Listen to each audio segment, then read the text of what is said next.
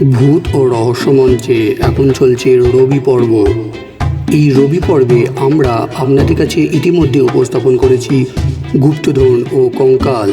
আজ আপনাদের কাছে আমরা উপস্থাপন করতে চলেছি ক্ষুদিত পাষাণ বা দ্য হাংরি স্টোনস। রবীন্দ্রনাথ ঠাকুর 1268 বঙ্গাব্দের 25শে বৈশাখ 1861 খ্রিস্টাব্দের 7ই মে কলকাতার জোড়াসাঁকো ঠাকুর পরিবারে জন্মগ্রহণ করেন। 1913 সালে তিনি নোবেল পান গীতাঞ্জলির জন্য। শুধুমাত্র গীতাঞ্জলিই নয়, বহু নাটক, উপন্যাস, ছোট গল্প, বহু কবিতা, গান তিনি আমাদের জন্য রেখে গেছেন। এই বিশ্ববরেণ্য কবি 1348 বঙ্গাব্দের 22শে শ্রাবণ এবং 1941 খ্রিস্টাব্দের 7ই আগস্ট কলকাতায় শেষ নিঃশ্বাস ত্যাগ করেন। শুরু হচ্ছে আজকের গল্প ক্ষুদিত পাষাণ।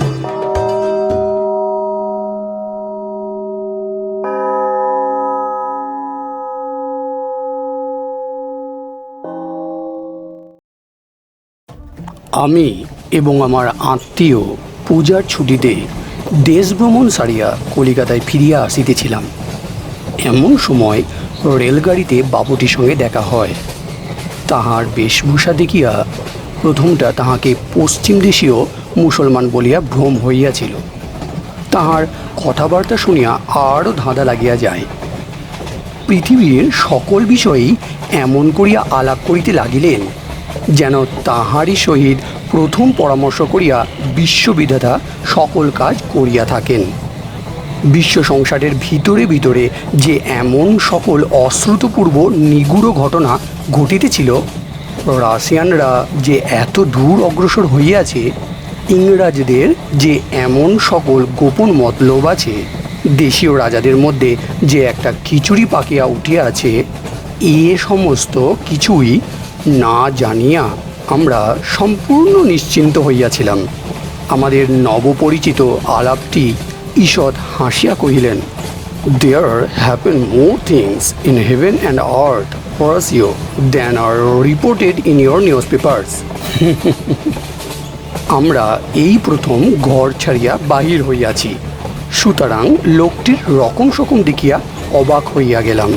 লোকটা সামান্য উপলক্ষে কখনো বিজ্ঞান বলে, কখনো বেদের ব্যাখ্যা করে, আবার হঠাৎ কখনো পার্সি বয়েদ আওড়াতে থাকে। বিজ্ঞান, বেদ এবং পার্সি ভাষায় আমাদের কোনোরূপ অধিকার না থাকাতে তাহার প্রতি আমাদের ভক্তি উত্তরোত্তর বাড়িতে লাগিল।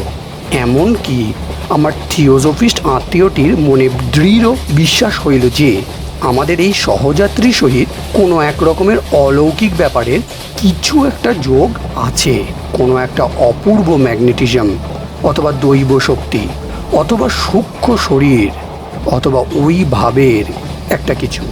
তিনি এই অসামান্য লোকের সমস্ত সামান্য কথাও ভক্তিবিহ্বল মুগ্ধভাবে শুনিতেছিলেন এবং গোপনে নোট করিয়া লইতেছিলেন। আমার ভাবে বোধ হইল অসামান্য ব্যক্তিটিও গোপনে তাহা বুঝিতে পারিয়াছিলেন এবং কিছু খুশিও হইয়াছিলেন। গাড়িটি আসিয়া জংশনে থামিলে আমরা দ্বিতীয় গাড়ির অপেক্ষায় ওয়েটিং রুমে সমবেত হইলাম। তখন রাত্রি 10:30। পথের মধ্যে একটা কি ব্যাঘাত হওয়াতে গাড়ি অনেক বিলম্বে আসিবে শুনিলাম। আমি ইতিমধ্যে টেবিলের ওপর বিছানা পাতিয়া ঘুমাইব স্থির করিয়াছি। এমন সময়ে সেই অসামান্য ব্যক্তিটি আমাদের কাছে আসিয়া একটি গল্প ফাঁদিয়া বসিলেন। "কি মহাশয়রা, ঘুমাইবেন নাকি? চলুন একটু গল্প করা যাক।" সে রাত্রে আমার আর ঘুম হইল না। আমরা গল্প শুনিতে ব্যস্ত হইলাম। "মহাশয়রা শুনুন তবে, রাজ্য চালানো সম্বন্ধে দুই একটা বিষয়ে মতান্তর হওয়াতে আমি জুনাগড়ের কর্ম ছাড়িয়া দিয়া হায়দ্রাবাদে যখন নিজাম সরকারে প্রবেশ করিলাম, তখন আমাকে অল্প বয়স্ক ও মজবুত লোক দেখিয়া প্রথমে বড়িচে তুলার মাসুল আদায়ে নিযুক্ত করিয়া দিল। বড়িচ জায়গাটি বড় রমণীয়। নির্জন পাহাড়ের নিচে বড় বড় বনের ভিতর দিয়া সুস্তা নদীটি, সংস্কৃতে যাহাকে বলা হয় স্বচ্ছতোয়া, উপল মুখরিত পথে নিপুণা নর্তকীর মতো পদে পদে বাঁকিয়া বাঁকিয়া দ্রুত নৃত্যে চলিয়া গিয়াছে। ঠিক সেই নদীর ধারেই পাথর বাঁধানো 150 সোপানময় অতুচ্চ ঘাটের ওপরে একটি শ্বেত প্রস্তরের প্রাসাদ শৈল পদমূলে একাকী দাঁড়াইয়া আছে। নিকটে কোথাও লোকালয় নাই। বরিচের তুলার হাট এবং গ্রাম এখান হইতে অনেক দূর। প্রায় 250 বৎসর পূর্বে দ্বিতীয় শাহ মাহমুদ ভোগবিলাসের জন্য প্রাসাদটি এই নির্জন স্থানে নির্মাণ করিয়াছিলেন। তখন হইতে স্নানশালার ফোয়ারার মুখ হইতে গোলাপগন্ধি জলধারা উৎক্ষেপিত হইতে থাকিত এবং সেই শিকড় শীতল নির্ভীত গৃহের মধ্যে মর্মর খচিত স্নিগ্ধ শিলাসনে বসিয়া কোমল নগ্ন পদপল্লব জলাশয়ের নির্মল জলরাশির মধ্যে প্রসারিত করিয়া তরুণী পারসিক রমণীগণ স্নানের পূর্বে কেশ মুক্ত করিয়া দিয়া সে তার কোলে দ্রাক্ষাবনের গজল গান করিত। এখন আর সে ফোয়ারাও খেলে না, সে গানও নাই। সাদা পাথরের ওপর শুভ্র চরণের সুন্দর আঘাতও আর পড়ে না। এখন ইহা আমাদের মতো নির্জন বাষ্পীড়িত সঙ্গিনীহীন মাসুল কালেক্টরের অতি বৃহৎ এবং অতি শূন্য বাসস্থান মাত্র। কিন্তু আপিসের বৃদ্ধ কেরানি করিম খাঁ আমাকে এই প্রাসাদে বাস করিতে বারংবার নিষেধ করিয়াছিল।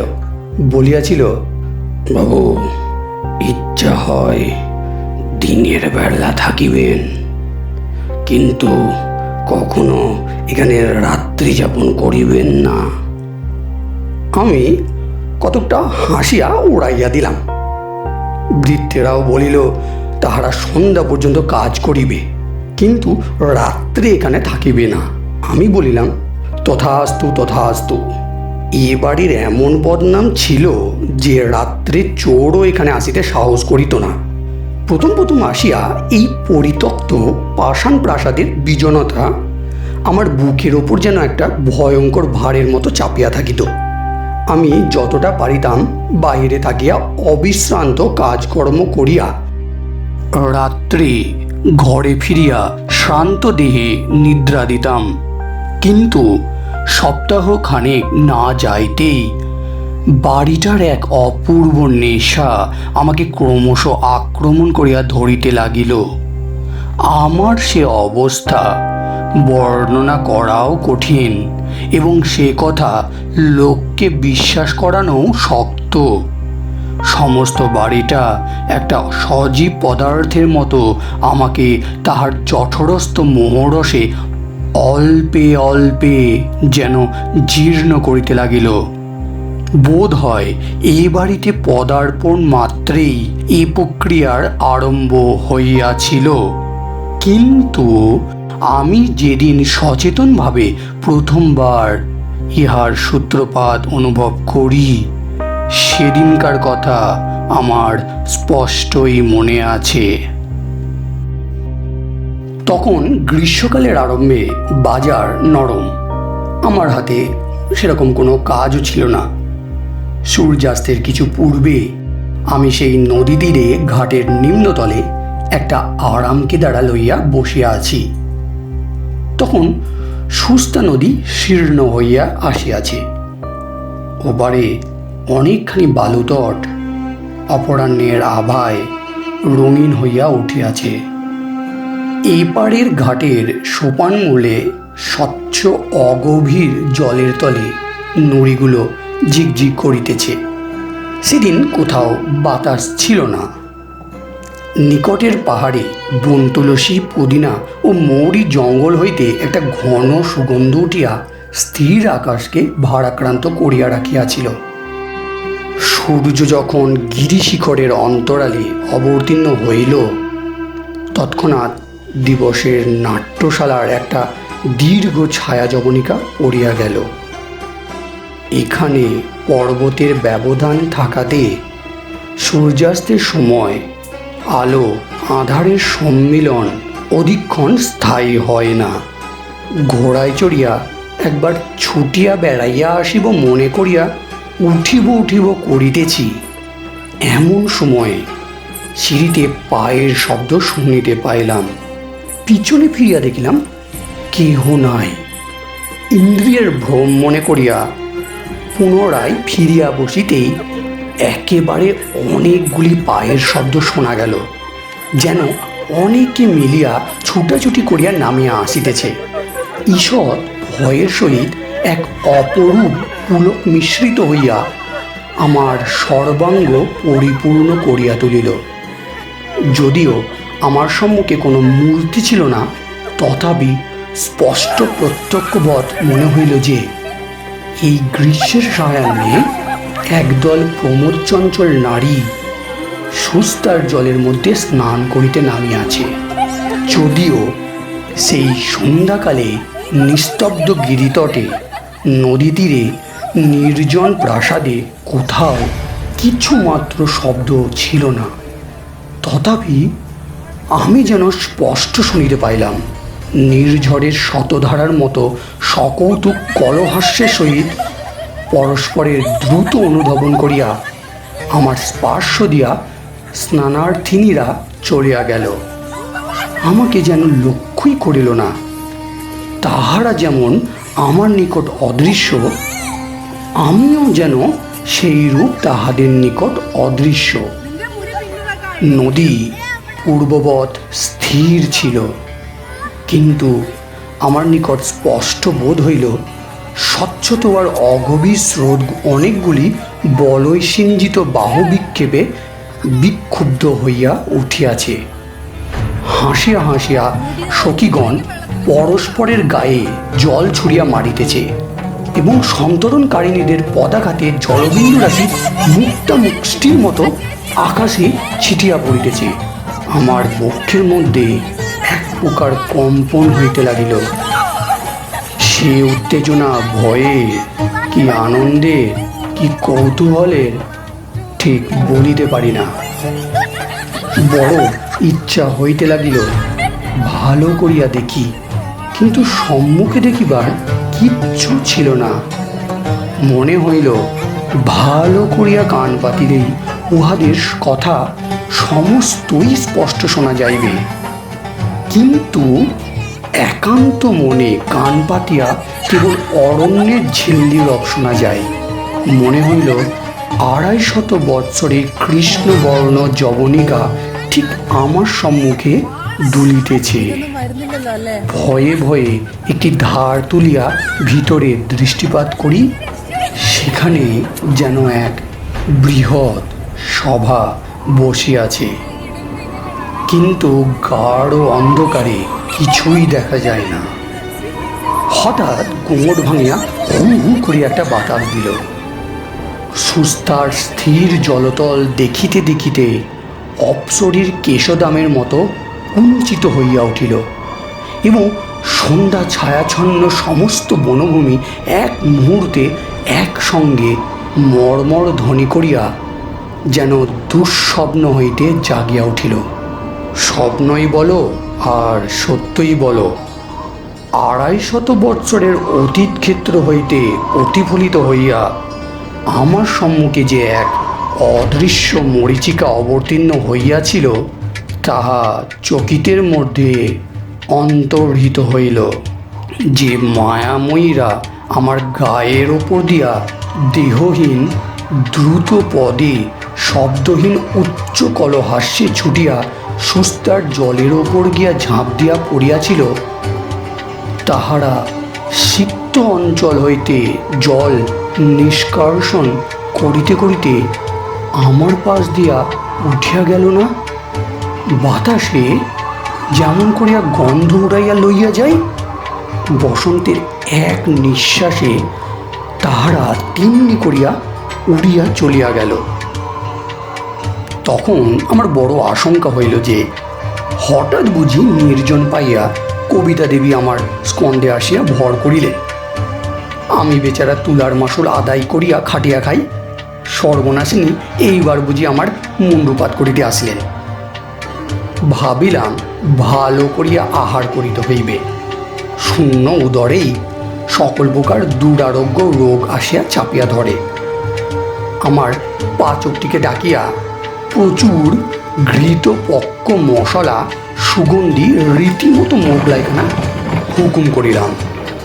পরদিন প্রাতকালে সমস্ত ব্যাপারটি পরম হাস্যজনক বলিয়া বোধ হইল। আনন্দ মনে সাহেবের মতো শোলা টুপি পরিয়া নিজের হাতে গাড়ি হাঁকাইয়া গড় গড় শব্দে আপন তদন্ত কার্যে চলিয়া গেলাম। সেদিন ত্রৈমাসিক রিপোর্ট লিখিবার দিন থাকাতে বিলম্বে বাড়ি ফিরিবার কথা, কিন্তু সন্ধ্যা হইতেই না হইতেই আমাকে বাড়ির দিকে টানিতে লাগিল। কে টানিতে লাগিল বলিতে পারি না, কিন্তু মনে হইল আর বিলম্ব করা উচিত হয় না। মনে হইল সকলে বসিয়া আছে।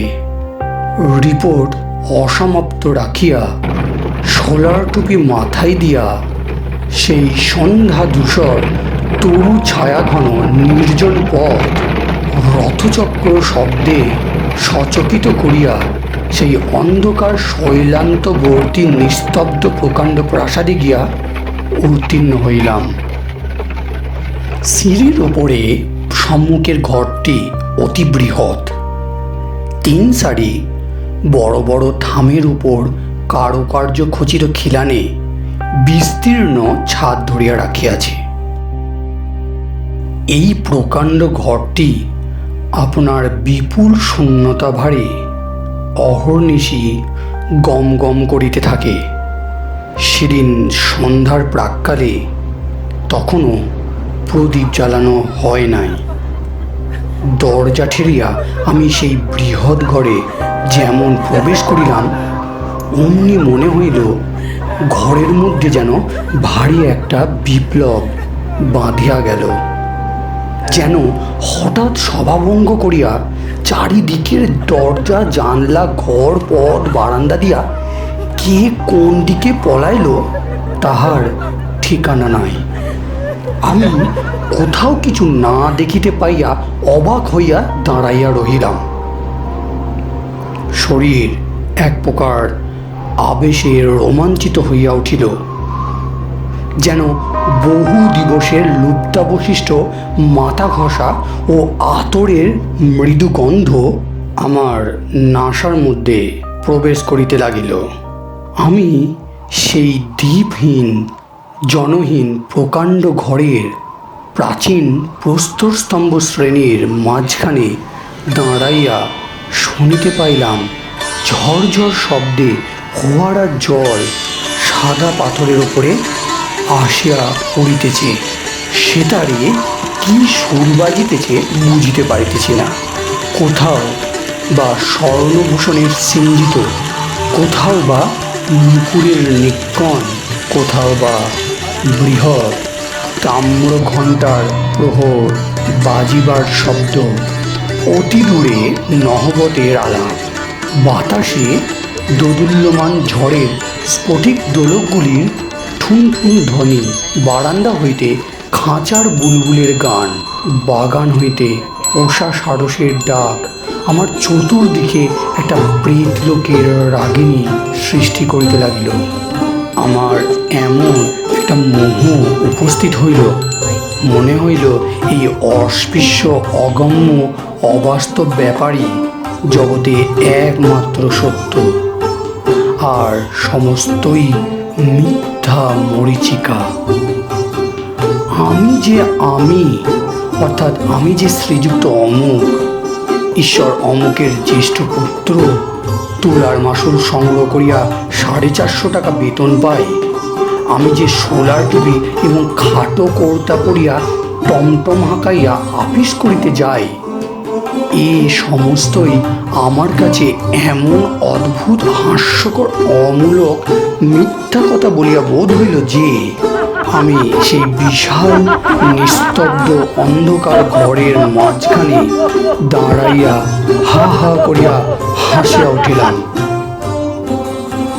তখনই আমার মুসলমান ভৃত্য প্রজ্বলিত কেরোসিন ল্যাম্প হাতে করিয়া ঘরের মধ্যে প্রবেশ করিল।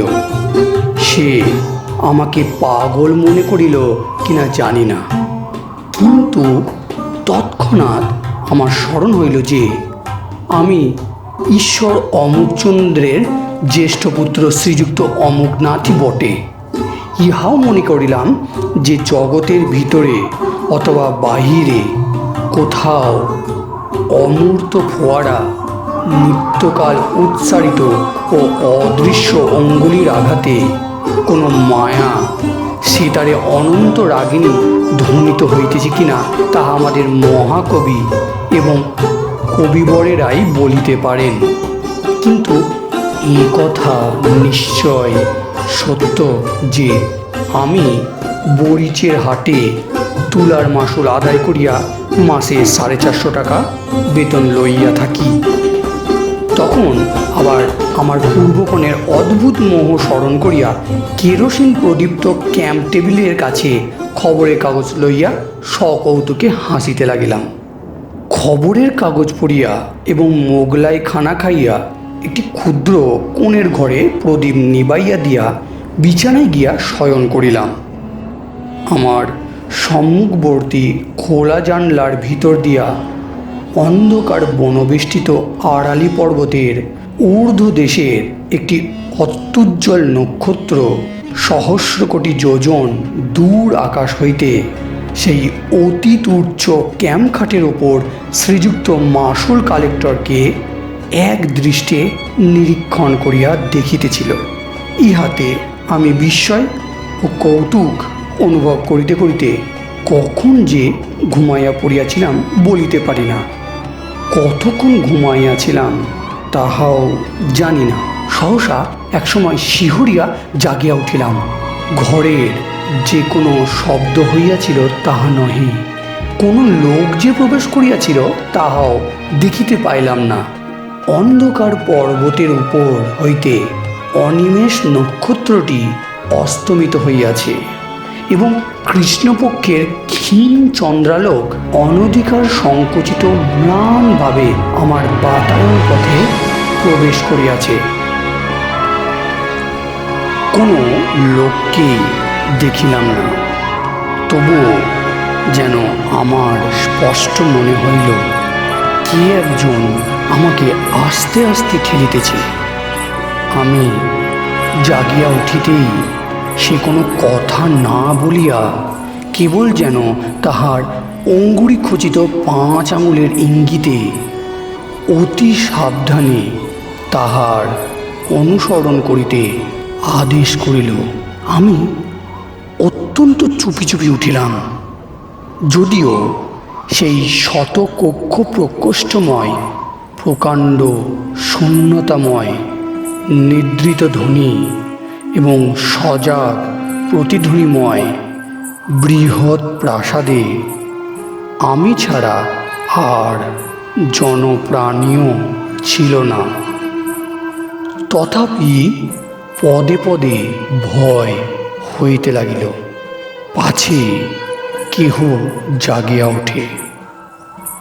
প্রাসাদের অধিকাংশ ঘর রুদ্ধ থাকিত এবং সে সকল ঘরে আমি কখনো যাই নাই। সে রাত্রে নিঃশব্দ পদবিক্ষেপে সংযত নিঃশ্বাসে সেই অদৃশ্য আহ্বান রূপিণীর অনুসরণ করিয়া আমি যে কোথা দিয়া কোথায় যাইতেছিলাম আজ তাহা স্পষ্ট করিয়া বলিতে পারি না। কত সংকীর্ণ অন্ধকার পথ, কত দীর্ঘ বারান্দা, কত গম্ভীর নিস্তব্ধ সুবৃহৎ সভাগৃহ, কত রুদ্ধ বায়ু, ক্ষুদ্র গোপন কক্ষ পার হইয়া যাইতে লাগিলাম তাহার ঠিকানাও নাই।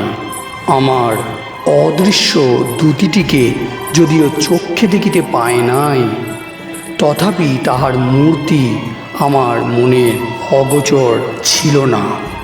আরব রমণী ঝোলা আস্তিনের ভিতর দিয়া শ্বেত প্রস্তর চিতবৎ কঠিন নিটল হস্ত দেখা যাইতেছে।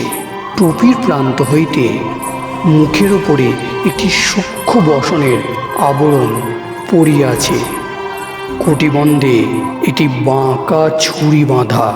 আমার মনে হইল আরব্য উপন্যাসের একাধিক সহস্র রজনীর একটি রজনী আজ উপন্যাস লোক হইতে উড়িয়া আসিয়াছে। আমি যেন অন্ধকার নিশীতে সুপ্তিমগ্ন বাগদাদের নির্বাপিত দ্বীপ সংকীর্ণ পথে কোনো এক সংকট সংকুল অভিসারে যাত্রা করিয়াছি। অবশেষে আমার দুটি একটি ঘন নীল পর্দার সম্মুখে সহসা থমকিয়া দাঁড়াইয়া যেন নিম্নে অঙ্গুলি নির্দেশ করিয়া দেখাইল। নিম্নে কিছুই ছিল না, কিন্তু ভয়ে আমার বক্ষের রক্ত স্তম্ভিত হইয়া গেল। আমি অনুভব করিলাম সেই পর্দার সম্মুখে ভূমিতলে কিংবা কিংখাবের সাজ পড়া একটি ভীষণ কাপড়ি খোঁজা কোলের ওপর খোলা তলোয়ার লইয়া দুই পা ছড়াইয়া দিয়া বসিয়া ঢুলিতেছে। দুটি লঘু গতিতে তাহার দুই পা ডিঙাইয়া পর্দার এক প্রান্ত দেশ তুলিয়া ধরিল। ভিতর হইতে একটি পারস্য গালিচা পাতা ঘরের কিয়দংশ দেখা গেল। তক্তের উপরে কে বসিয়া আছে দেখা গেল না, কেবল জাফরান রঙের স্ফীত পায়জামার নিম্নভাগে জরির চটি পড়া দুইখানি ক্ষুদ্র সুন্দর চরণ গোলাপি মখমলের আসনের ওপর অলসভাবে স্থাপিত রহিয়াছে দেখিতে পাইলাম। মেজের এক পার্শ্বে এটি নীলাভ স্ফটিক পাত্রে কতগুলি আপেল, নাশপাতি, নারাঙ্গি এবং প্রচুর আঙুরের গুচ্ছ সজ্জিত রহিয়াছে এবং তাহার পার্শ্বে দুইটি ছোট পেয়ালা ও একটি স্বর্ণাভ মদিরার কাঁচ পাত্র অতিথির জন্য অপেক্ষা করিয়া আছে। ঘরের ভিতর হইতে একটা অপূর্ব ধূপের এক প্রকার মাদক সুগন্ধি ধূম আসিয়া আমাকে বিহ্বল করিয়া দিল। আমি কম্পিত বক্ষে সেই খোঁজার প্রসারিত পদদ্বয় যেমন লঙ্ঘন করিতে গেলাম, অমনি সে চমকিয়া জাগিয়া উঠিল। তাহার কোলের ওপর হইতে তলোয়ার পাথরের মেঝেই শব্দ করিয়া পড়িয়া গেল। সহসা একটা বিকট চিৎকার শুনিয়া চমকিয়া দেখিলাম আমার সে ক্যানকাটের উপরে ঘরমাক্ত কলেবরে বসিয়া আছে। ভোরের আলোয় কৃষ্ণপক্ষের খণ্ড চাঁদ জাগরণ ক্লিষ্ট রোগীর মতো পাণ্ডুবর্ণ হইয়া গেছে এবং আমাদের পাগলা মেহের আলী তাহার প্রাত্যহিক প্রথা অনুসারে প্রত্যুষের জনশূন্য পথে তফাৎ যাও, তফাৎ যাও, তফাৎ যাও, তফাৎ যাও করিয়া চিৎকার করিতে করিতে চলিয়াছি। এই রূপে আমার আরব্য উপন্যাসের এক রাত্রি অকস্মাৎ শেষ হইল, কিন্তু এখনো 1,000 রজনী বাকি আছে। আমার দিনের সহিত রাত্রের ভারী একটা বিরোধ বাঁধিয়া গেল। দিনের বেলায় শ্রান্ত ক্লান্ত দেহে কর্ম করিতে যাইতাম এবং শূন্য স্বপ্নময়ী মায়াবিনী রাত্রিকে সম্পাদ করিতে থাকিতাম। আবার সন্ধ্যার পরে আমার দিনের বেলাকার কর্মবদ্ধ অস্তিত্বকে অত্যন্ত তুচ্ছ, মিথ্যা এবং হাস্যকর বলিয়া বোধ হইত। সন্ধ্যার পরে আমি একটা নেশার জালের মধ্যে বিহ্বলভাবে জড়াইয়া পড়িতাম। শত শত বৎসরের পূর্বেকার কোনো এক অলিখিত ইতিহাসের অন্তর্গত আর একটা অপূর্ব ব্যক্তি হইয়া উঠিতাম। তখন আর বিলাতি খাটো কর্তা এবং 8 প্যান্টুলনে আমাকে মানাইত না। তখন আমি মাথায় এক লাল মখমলের ফেজ তুলিয়া, ঢিলা পায়জামা, ফুল কাটা কাবা এবং রেশমের দীর্ঘ চোগা পরিয়া, রঙিন রুমালে আতর মাখিয়া বহু যত্নে সাজ করিতাম এবং সিগারেট ফেলিয়া দিয়া গোলাপ জলপূর্ণ বহু কুণ্ডলায়িত বৃহৎ আলবোলা লইয়া এক উচ্চ গদি বিশিষ্ট বড় কেদারায় বসিতাম, যেন রাত্রে কোনো এক অপূর্ব প্রিয় সম্মিলনের জন্য পরমাগ্রহে প্রস্তুত হইয়া থাকিতাম। তাহার পর অন্ধকার যতই ঘনীভূত হইত, ততই কি যে এক অদ্ভুত ব্যাপার ঘটিত, তাহা আমি বর্ণনা করিতে পারি না। ঠিক যেন একটা চমৎকার গল্পের কতগুলি ছিন্ন অংশ বসন্তের আকস্মিক বাতাসে এই বৃহৎ প্রাসাদের বিচিত্র ঘরগুলির মধ্যে উড়িয়া বেড়াইত। খানিকটা দূর পর্যন্ত পাওয়া যাইত, তাহার পরে আর শেষ দেখা যাইত না। আমিও সেই ঘূর্ণমান বিচ্ছিন্ন অংশগুলির অনুসরণ করিয়া সমস্ত রাত্রি ঘরে ঘরে ঘুরিয়া বেড়াইতাম। এই খণ্ড স্বপ্নের আবর্তের মধ্যে এই কচ্ছিৎ হেনার গন্ধ, কচ্ছিৎ সেতারের গন্ধ, কচ্ছিৎ সুরভি জলসী করমিশ্র বায়ুর হিল্ললের মধ্যে একটি নায়িকাকে ক্ষণে ক্ষণে বিদ্যুৎ শিখার মতো চকিতে চকিতে দেখিতে পাইতাম। তাহারই জাফরান রঙের পায়জামা এবং দুটি শুভ্র রক্তিম কোমল পায়ে বক্র শীর্ষ জরির চটি পড়া, বক্ষে অতি পিনবদ্ধ জরির ফুল কাটা কাঁচুলি আবদ্ধ, মাথায় একটি লাল টুপি এবং তাহা হইতে সোনার ঝালর ঝুলিয়া তাহার শুভ্র ললাট এবং কপোল বেষ্টন করিয়াছে। সে আমাকে পাগল করিয়া দিয়াছিল। আমি তাহারই অভিসারে প্রতি রাত্রে নিদ্রার রসাতল রাজ্যে স্বপ্নের জটিল পথ সংকুল মায়াপুরীর মধ্যে গলিতে গলিতে কক্ষে কক্ষে ভ্রমণ করিয়া বেড়াইয়াছি। একদিন সন্ধ্যার সময় বড় আয়নায় দুই দিকে বাতি জ্বালাইয়া যত্নপূর্বক শাহজাদের মতো সাজ করিতেছি। এমন সময় হঠাৎ দেখিতে পাইতাম আয়নায় আমার প্রতিবিম্বের পার্শ্বে ক্ষণিকের জন্য সেই তরুণী ইরানীর ছায়া আসিয়া পড়িল।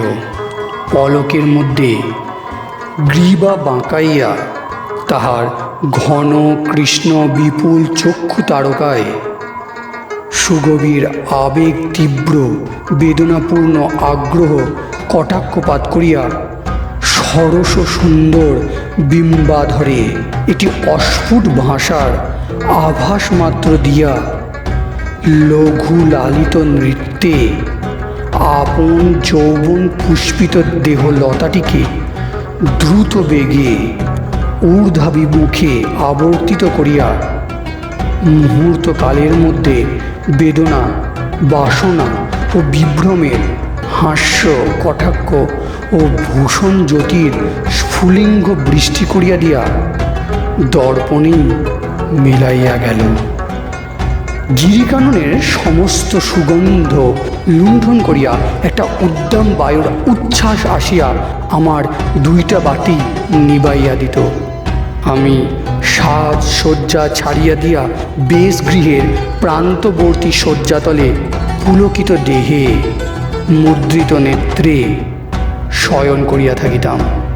আমার চারিদিকে সেই বাতাসের মধ্যে সেই আড়ালি গিরিকুঞ্জের সমস্ত মিশ্রিত সৌরভের মধ্যে যেন অনেক আদর, অনেক চুম্বন অনেক কোমল করস্পর্শ নির্ভীত অন্ধকার পূর্ণ করিয়া ভাসিয়া বেড়াইত। কানের কাছে অনেক কলগুঞ্জন শুনিতে পাইতাম। আমার কপালের উপর সুগন্ধ নিঃশ্বাস আসিয়া পড়িত। আমার কপলে একটি মৃদু সৌরভ রমণীয় সুকোমল ওড়না বারংবার উড়িয়া উড়িয়া আসিয়া স্পর্শ করিত।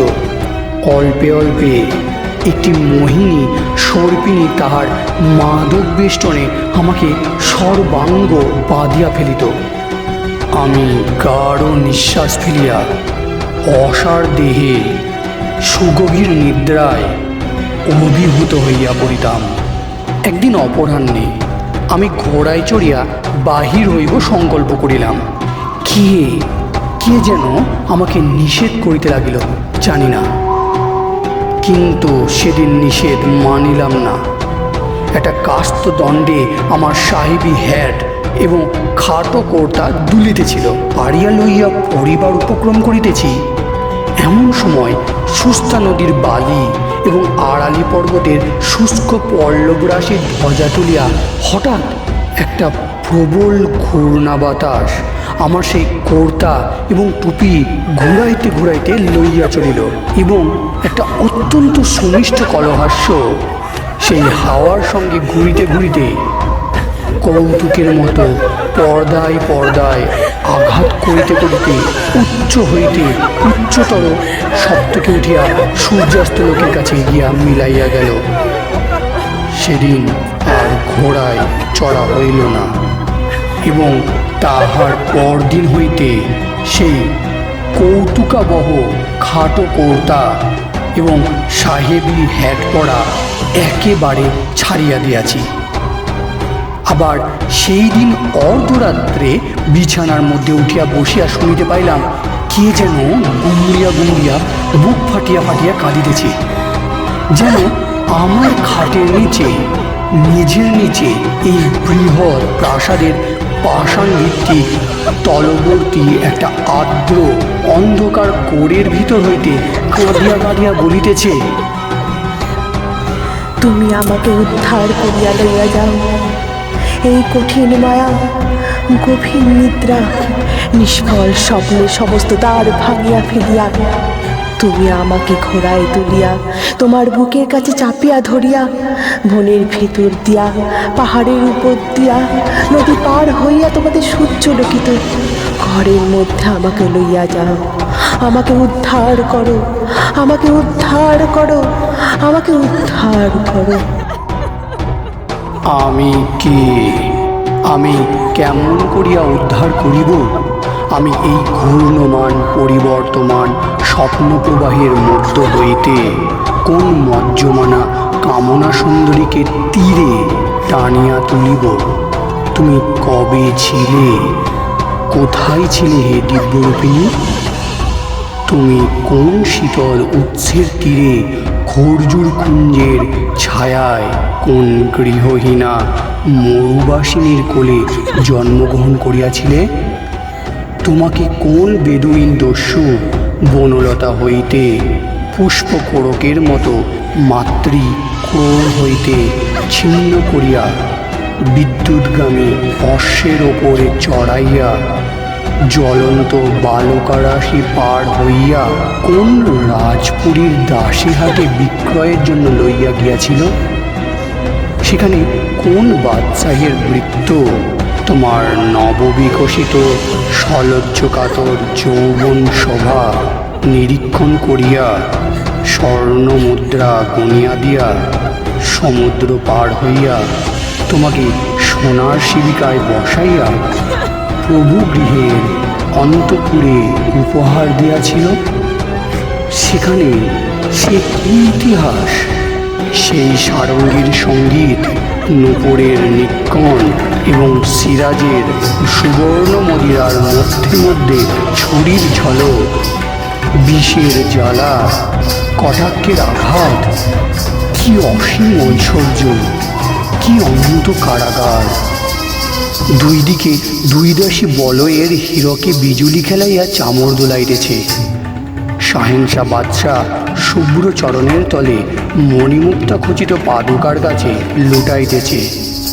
বাহিরের দ্বারের কাছে যমদূতের মতো হাবসি দেবদূতের মতো সাজ করিয়া খোলা তলোয়ার হাতে দাঁড়াইয়া তাহার পরে সেই রক্ত কলুষিত ঈর্ষা ফেনিল ষড়যন্ত্র সংকুল ভীষণোজ্জ্বল ঐশ্বর্য প্রবাহে ভাষণ হইয়া তুমি মরুভূমির পুষ্পমঞ্জরি কোন নিষ্ঠুর মৃত্যুর মধ্যে অবতীর্ণ অথবা কোন নিষ্ঠুরতর মহিমাতটে উৎক্ষিপ্ত হইয়াছিলে। এমন সময় হঠাৎ সেই পাগলা মেহের আলী চিৎকার করিয়া উঠিল, তফাৎ যাও, তফাৎ যাও, সব ঝুটা হ্যায়, সব ঝুট হ্যায়, তফাৎ যাও, তফাৎ যাও, সব ঝুট হ্যায়, সব ঝুট হ্যায়, সব ঝুট হ্যায়। চাহিয়া দেখিলাম সকাল হইয়াছে।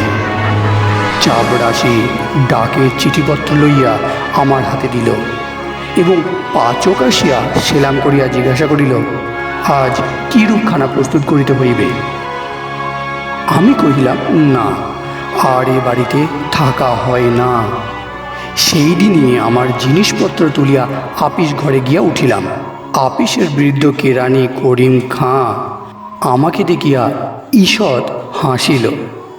আমি তাহার হাসিতে বিরক্ত হইয়া কোনো উত্তর না করিয়া কাজ করিতে লাগিলাম। কিন্তু যত বিকাল হইয়া আসিতে লাগিল ততই অন্যমনস্ক হইতে লাগিলাম। মনে হইতে লাগিল এখনই যেন কোথায় যাইবার আছে। তুলার হিসাব পরীক্ষার কাজটা নিতান্ত অনাবশ্যক মনে হইল। নিজামের নিজামতো আমার কাছে বেশি কিছু বোধ হইল না। যাহা কিছু বর্তমান, যাহা কিছু আমার চারিদিকে চলিতেছে, ফিরিতেছে, খাটিতেছে, খাইতেছে, সমস্তই আমার কাছে অত্যন্ত দীন, অর্থহীন, অকিঞ্চিৎকর বলিয়া বোধ হইল। আমি কলম ছুঁড়িয়া ফেলিয়া বৃহৎ খাতা বন্ধ করিয়া তৎক্ষণাৎ টমটম চড়িয়া ছুটিলাম। দেখিলাম টমটম ঠিক গোধূলি মুহূর্তে আপনি সেই প্রাসাদের দ্বারের কাছে গিয়া থামিল। দ্রুত পদে সিঁড়িগুলি উত্তীর্ণ হইয়া ঘরের মধ্যে প্রবেশ করিলাম। আজ সমস্ত নিস্তব্ধ।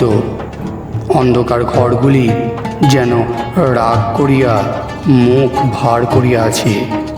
অনুতাপে আমার হৃদয় উদ্বেলিত হইয়া উঠিতে লাগিল। কিন্তু কাহাকে জানাইব, কাহার নিকট মার্জনা চাহিব খুঁজিয়া পাইলাম না। আমি শূন্য মনে অন্ধকার ঘরে ঘরে ঘুরিয়া বেড়াইতে লাগিলাম।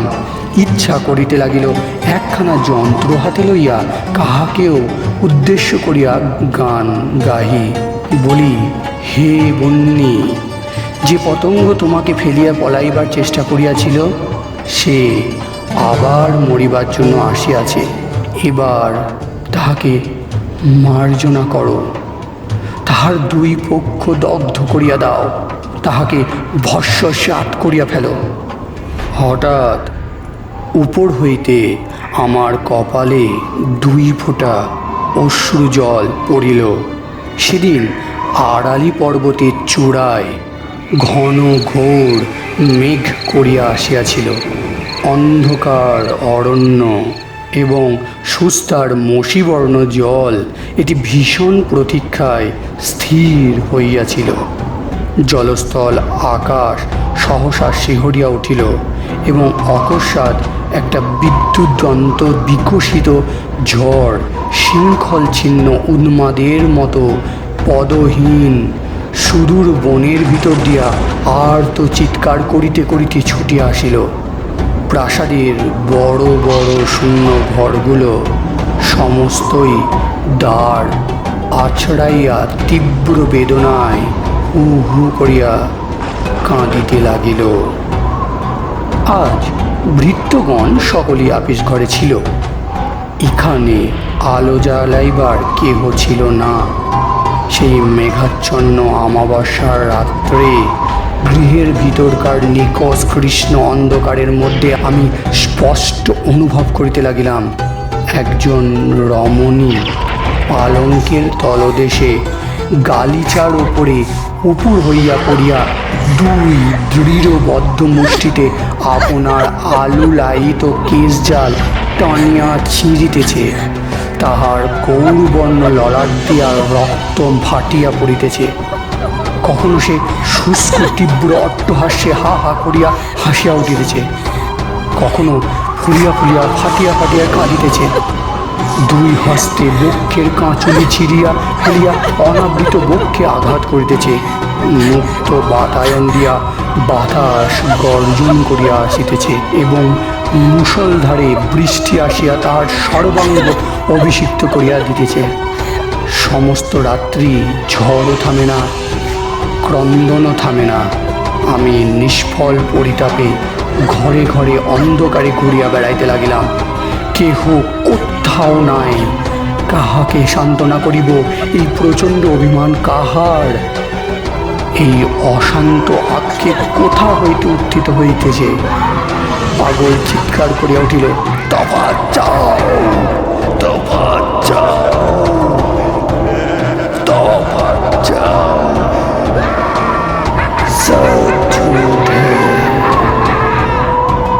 দেখিলাম ভোর হইয়াছে এবং মেহের আলী এই ঘোর দুর্যোগের দিনেও যথানিয়মে প্রাসাদ প্রদক্ষিণ করিয়া তাহার অভ্যস্ত চিৎকার করিতেছে।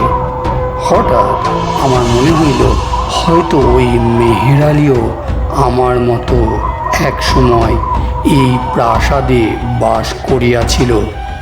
এখন পাগল হইয়া বাহির হইয়াও এই পাষাণ রাক্ষসের মোহে আকৃষ্ট হইয়া প্রত্যহ প্রত্যুষে প্রদক্ষিণ করিতে আসে।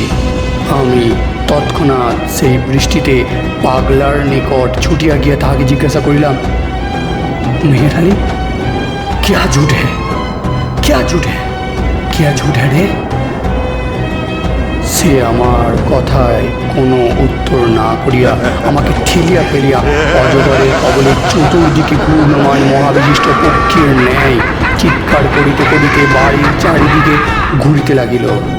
কেবল প্রাণপণে নিজেকে সতর্ক করিবার জন্য বারংবার বলিতে লাগিল, তফাৎ চাও, সব ঝুট হ্যায়, সব ঝুট হ্যায়, সব ঝুট হ্যায়। আমি সেই জল ঝড়ের মধ্যে পাগলের মতো অফিসে গিয়া করিম খাঁকে ডাকিয়া বললাম, করিম খাঁ, ইহার অর্থ কি? আমাকে খুলিয়া বলো, আমাকে খুলিয়া বলো। বৃদ্ধ যাহা কহিল তাহার মর্মার্থ এই, বাবু, এক সময় এই প্রাসাদে অনেক অতৃপ্ত বাসনা, অনেক উন্মত্ত সম্ভোগের শিখা আলোড়িত হইত। সেই সকল চিত্তদাহে, সেই সকল নিষ্ফল কামনার অভিশাপে এই প্রাসাদের প্রত্যেক প্রস্তরখণ্ড ক্ষুধার্ত, তৃষার্ত হইয়া আছে। সজীব মানুষ পাইলে তাকে লালায়িত পিশাচির মতো খাইয়া ফেলিতে যায়। যাহারা ত্রিরাত্রি ওই প্রাসাদে বাস করিয়াছে তাহাদের মধ্যে কেবল মেহের আলী পাগল হইয়া বাহির হইয়া আসিয়াছে। এ পর্যন্ত আর কেহ তাহার গ্রাস এড়াইতে পারে নাই। আমি জিজ্ঞাসা করিলাম, আমার উদ্ধারে কি কোনো পথ নাই?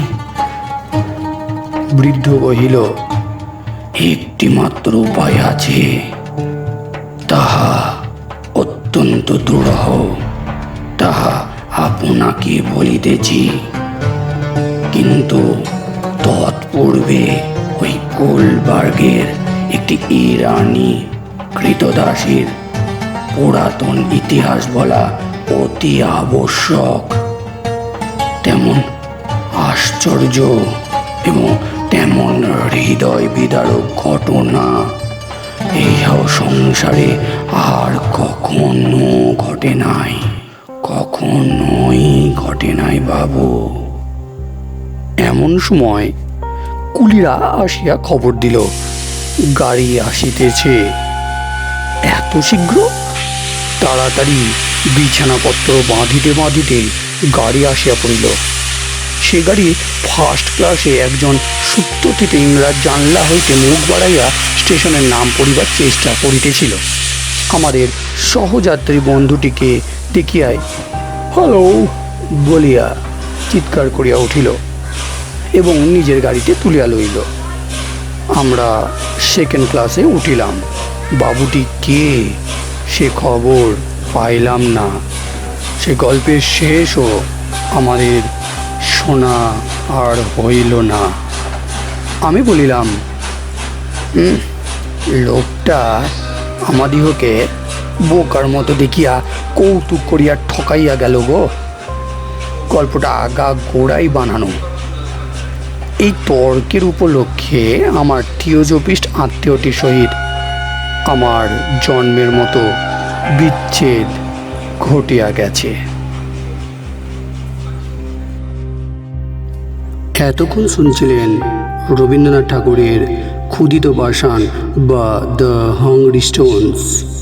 গল্পটি কেমন লাগলো অতি অবশ্যই লাইক এবং কমেন্ট করে জানাবেন। চ্যানেলটিকে অতি অবশ্যই সাবস্ক্রাইব করবেন এবং শেয়ার করবেন। আজ তাহলে আসি, নমস্কার।